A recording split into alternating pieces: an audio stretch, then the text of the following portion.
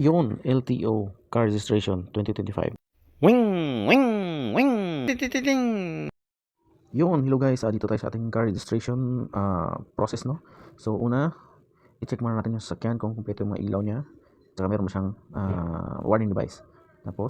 Tapos punta na tayo sa TPL. Kukuha tayo ng insurance, guys. So, Cebuana na ang ating kukuha na ng insurance.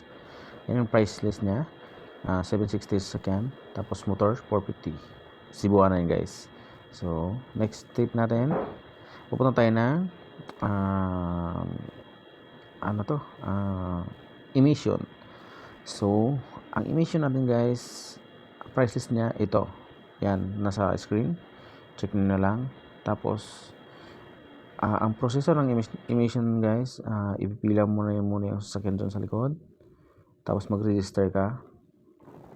Pagkatapos na-register mo na, papasok ka na dyan sa loob ng emission testing. Hayaan mo lang yung mga tao dyan. Sila na magpapasok ng sasakyan mo. Tapos, maraming proseso dyan. So, dalawang sasakyan nga pala yung dala ko ngayon. Ang dala ko, sedan Poro, Hyundai Accent na diesel, at saka Almera gas, Nissan Almera na gas. Sedan parehas yan.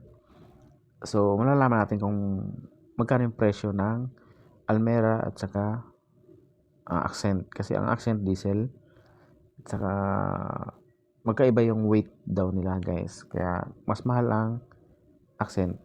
So, tignan dito, guys, kung magkano yung Accent, ha. Makikita na sa screen yung print ng mga invoice, resibo kung magkano nagastos ko dito. So, una, ito yung step by step ng emission testing nila.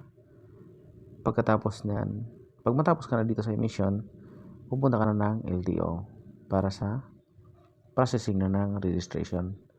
Okay, yan yung binayaran ko. So, ngayon, pupunta na tayo ng LTO. Hintay lang tayo ng invoice. Ito yung binayaran ko lahat.